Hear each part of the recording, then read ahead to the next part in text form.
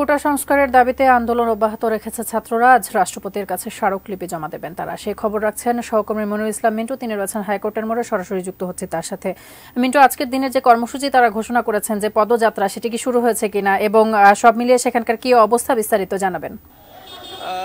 এই মুহূর্তে কোটা বিরোধী আন্দোলনকারী শিক্ষার্থীদের যে গণপদযাত্রা, সেটি শেষ সীমানাটা, অর্থাৎ এই যে মিছিলের শেষ মাথা, সেটি হাইকোর্ট এবং শিক্ষা ভবন অতিক্রম করছে এবং সামনের অংশটি আরও বেশ এগিয়ে গিয়েছে। এর আগে ঢাকা বিশ্ববিদ্যালয়ের কেন্দ্রীয় লাইব্রেরির সামনে থেকে শিক্ষার্থীদের যে মিছিল বিভিন্ন জায়গা থেকে জড়ো হতে থাকে। ঢাকা বিশ্ববিদ্যালয়ের বিভিন্ন হলগুলো থেকে যেমন জড়ো হতে থাকে, তেমনি জগন্নাথ বিশ্ববিদ্যালয়, ইডেন কলেজ এবং সেই সঙ্গে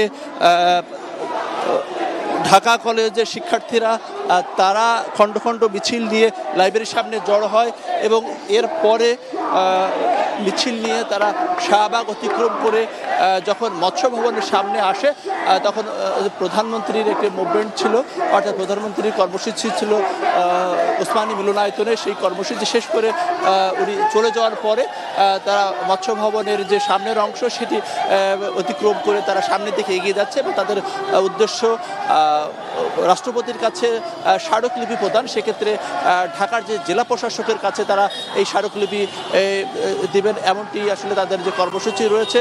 তো মিছিলটি সামনের দিকে এগিয়ে যাচ্ছে, তবে আইনশৃঙ্খলা বাহিনীর সদস্যরা সব জায়গাতেই কিন্তু সতর্ক অবস্থায় রয়েছে, কোনো ধরনের কোনো অপ্রীতিকর ঘটনা যাতে না ঘটে সেই ক্ষেত্রে সেই তৎপরতা রয়েছে এবং আমরা মিছিলের সঙ্গে আছি।